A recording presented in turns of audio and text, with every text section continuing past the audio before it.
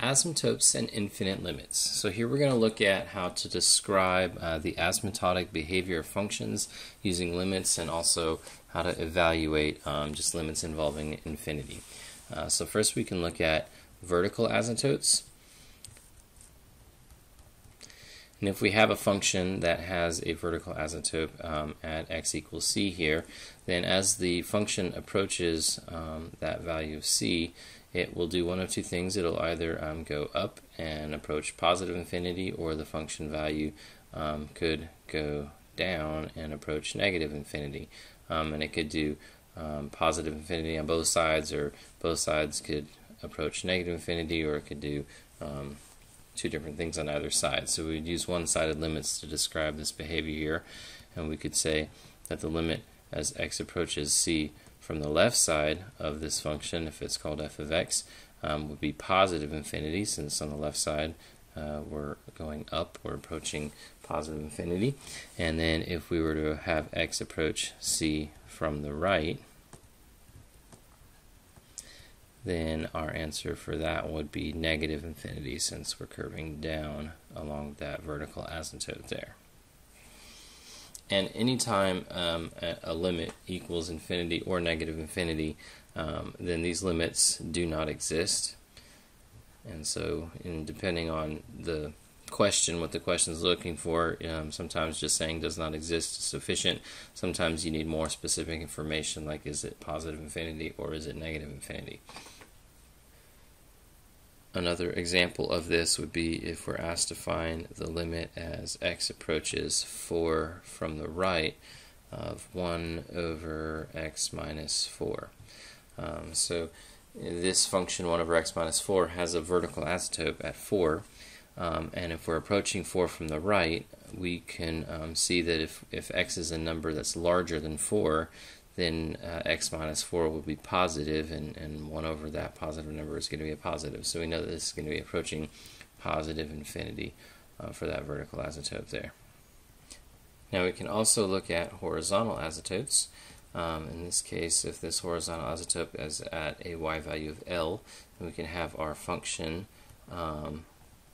approach this asymptote, let's say, as we go off to the right side here.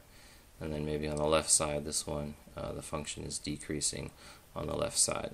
So to describe the behavior of this function using a limit, we would allow x to approach infinity for the right side here, because as x gets larger and larger, we're moving towards the right.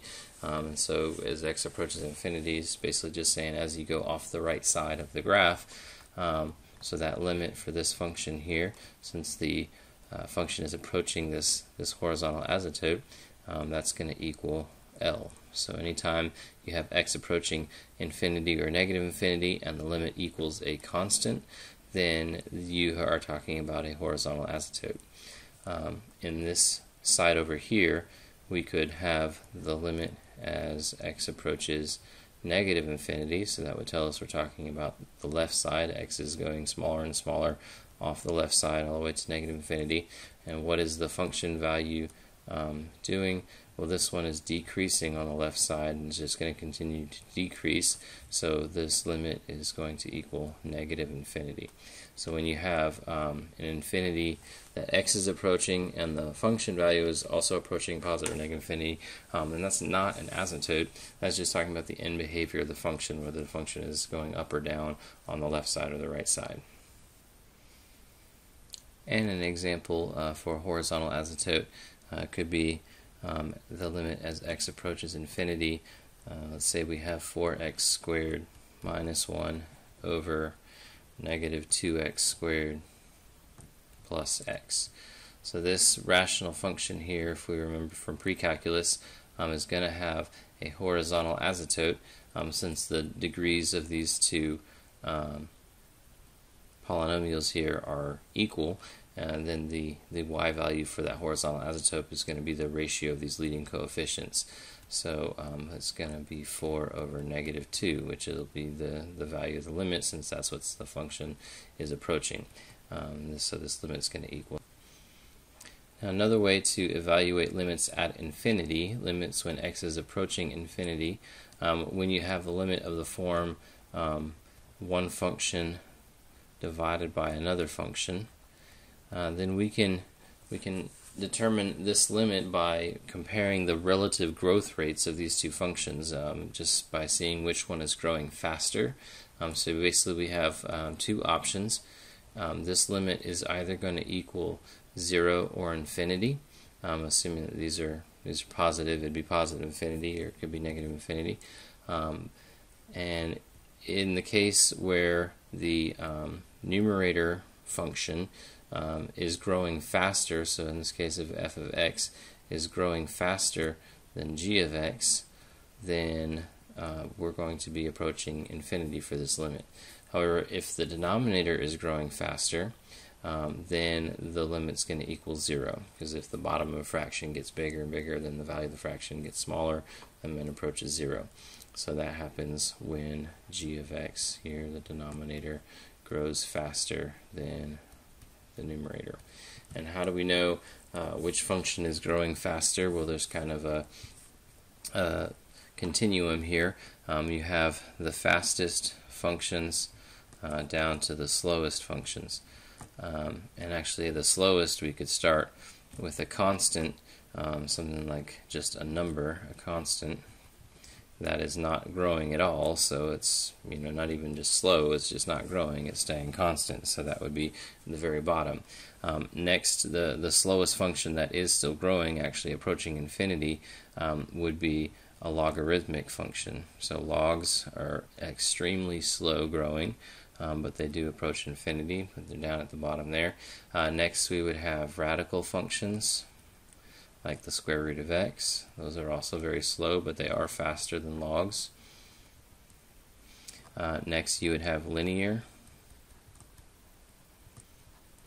Then you can have power functions like x squared, x cubed. And then extremely fast would be exponential functions, e to the x, 2 to the x. And then the very fastest would be x to the x, or a power tower functions. So there you have the slowest up to the fastest, and you can compare the relative growth rates and determine whether the limit as x approaches infinity of this ratio here is going to equal 0 or infinity. And we can do an example of that. Let's look at the limit as x approaches infinity of, let's say, 8 times the square root of x plus the natural log of x over x squared. So when you have more than one function added together, only the fastest one is going to matter. So on the top here, the fastest is a radical, and then the denominator we have the power function. So since the power function is growing faster than the radical, and that's the denominator growing faster, this limit is going to equal 0. Now in the case when the fastest function on the top is the same as the fastest on the bottom, when the two are the same, then the limit is going to equal the ratio of the leading coefficients.